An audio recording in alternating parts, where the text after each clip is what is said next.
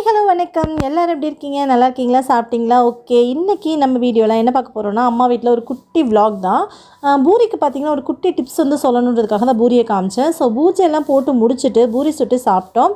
So பூஜை அறை வந்து எப்படி இருக்கணும், அதில் என்னென்னலாம் இருக்கணும் அப்படின்றது சின்ன சின்ன டிப்ஸ் எல்லாம் வந்து இன்றைக்கி உங்களோட ஷேர் பண்ண போகிறேன். அம்மா வீட்டு பூஜை எப்படி இருக்குது அப்படின்றத நீங்கள் பார்க்க போகிறீங்க. ஸோ பூஜை போட்டது அந்த எப்படிலாம் அம்மா சாமியரை அதெல்லாம் வந்து எப்படி மெயின்டைன் பண்ணுறாங்க அப்படிங்கிறது எல்லாத்தையுமே நான் இன்றைக்கி உங்களோட ஷேர் பண்ண போகிறேன்.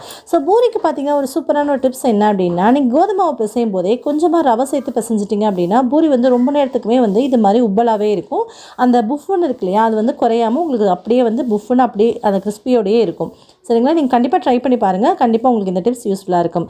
ஓகே, இப்போ வந்து பூஜையில் வந்து அம்மா எப்படிலாம் வந்து பராமரிக்கிறாங்க, மெயின்டைன் பண்ணுறாங்க அப்படின்றத பார்க்கலாம். ஸோ அம்மாவுக்கு வந்து இந்த சாமி மேலே வந்து பக்தியெலாம் கொஞ்சம் அதிகம். நான் வந்து அந்த அளவுக்குலாம் வந்து ரொம்ப வந்து மெனக்கிட மாட்டேன். ஸோ அம்மா வந்து ரொம்ப அதெல்லாம் மெனக்கெட்டு பண்ணுவாங்களா. ஸோ அதெல்லாம் உங்களோட ஷேர் பண்ணிட்டேன். உங்களில் யாருக்காவது இந்த சின்ன சின்ன டிப்ஸ் எல்லாம் உங்களுக்கு யூஸ்ஃபுல்லாக இருக்கலாம் இல்லையா, அதுக்காக தான் நான் இன்றைக்கி ஷேர் பண்ண போகிறேன். ஸோ பார்த்திங்கன்னா இதெல்லாம் வந்து அம்மா வந்து முதல் நாளே வந்து திங்கட்கிழமையே வந்து பார்த்திங்கன்னா விளக்குறதுக்குன்னு ஒரு சில பவுடர்ஸ்லாம் கிடைக்கும். அதெல்லாம் வாங்கி வச்சுட்டு அது கூட வந்து புளி இது மாதிரிலாம் சேர்த்துட்டு இது மாதிரிலாம் வச்சு விளக்குவாங்க. ஸோ இது எல்லாத்தையுமே நல்லா க்ளீனாக விளக்கி கழுவி எடுத்து வச்சுக்குவாங்க. அதுக்கப்புறமா செவ்வாய்க்கிழமைக்கு காலையில் எந்திரிச்சு இந்த ஒர்க்கெல்லாம் பார்ப்பாங்க. ஸோ என்னென்ன பண்ணுவாங்க அப்படின்னா, எல்லா சாமிக்கும் குளிச்சுட்டு வந்துட்டு எல்லாம் பொட்டெல்லாம் வச்சுட்டு அந்த சாமிக்கு மேலே வந்து திட்டு இருக்கும் இல்லையா, அதில் வந்துட்டு நல்லா க்ளீனாக தண்ணிலாம் வச்சு தொடச்சிட்டு அதுக்கு மேலே வந்து பேப்பர்லாம் போட்டு க்ளீன் பண்ணுவாங்க. இதை வந்து வாரம் வந்து செவ்வாய் வெள்ளி 2 டைம் வந்து செய்வாங்க. பட் ரொம்ப க்ளீனாக வந்து செய்கிறது வந்து வாரம் ஒருக்க. அந்த வெள்ளிக்கிழமை செவ்வாய்க்கிழமை செஞ்சுட்டாங்க அப்படின்னா வெள்ளிக்கிழமை கொஞ்சம் விட்டுருவாங்க. வெள்ளிக்கிழமை செஞ்சுட்டாங்க அப்படின்னா செவ்வாய்க்கிழமை செய்ய மாட்டாங்க. ஸோ இது வந்து செவ்வாய்க்கிழமை டைம் செய்கிறனால வெள்ளிக்கிழமை வந்துட்டு பூஜை போடுறது, அந்த பொட்டு வைக்கிறது, கழுவுறது அது எல்லாமே செய்வாங்க. பட் இந்த பேப்பர் மாற்றுறது மட்டும் அந்த வாரத்தில் ஒரு நாள் வந்து பேப்பர் மாற்றிடுவாங்க. ஸோ நம்ம அந்த பூஜையெல்லாம் போட்டதுக்கப்புறம் அந்த குங்குமம், தின்னூறு, அதுக்கப்புறம் பூ அது மாதிரிலாம் இருக்கும் இல்லையா. ஸோ அதனால் இப்போ எப்படி வச்சுருக்காங்க அப்படின்னு சொல்லிட்டு அப்படி நீங்கள் லைட்டாக ஒரு கிளான்ஸ் பார்த்துட்டே வாங்க. அம்மாவுக்கு தெரிஞ்ச மாதிரி ஓம்லாம் வரைஞ்சி வச்சுருக்காங்க. ஸோ அதுக்கப்புறம் பார்த்திங்கன்னா மேலே வந்து ஒரு சின்னதாக அந்த இது உட்டில் அடித்து அதுக்கப்புறம் வந்து சாமி வந்து மாட்டி வச்சுருக்காங்க. ஒரு வேளை உங்கள்கிட்ட வந்து ஆணி அடிக்கிறதுக்கு இடம் இல்லைன்னா இது மாதிரி நீங்கள் வந்து உட்டில் அடிச்சுட்டு அதுக்கு மேலே சுற்றிலாம் அடிச்சுக்கலாம். இது வந்து பார்த்திங்க அப்படின்னா இந்த உரல் இது எல்லாமே வந்து சாமி அறையில் இருக்க வேண்டிய ஒரு விஷயங்கள். பொதுவாகவே வீட்டில் அம்மிக்கல் ஆட்டங்கள்லாம் இருக்கணும் அப்படின்னு சொல்லுவாங்க. பட் இந்த காலத்தில் எங்கெங்க டெக்னாலஜி வளர்ந்ததுக்கப்புறம் அதெல்லாம் தூக்கி போட்டுறோம்.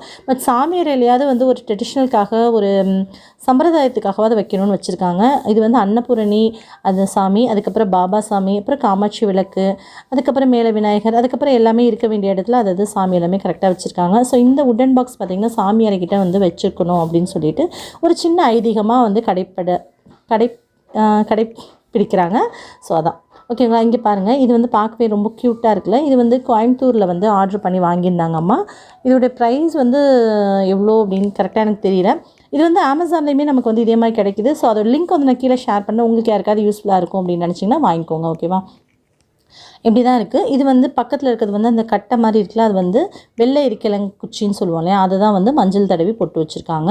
ஸோ இப்படி தான் இருக்குது. அதுக்கப்புறம் சொம்பில் பால் தண்ணி இதெல்லாம் வச்சு சாமி கும்பிடுவாங்க.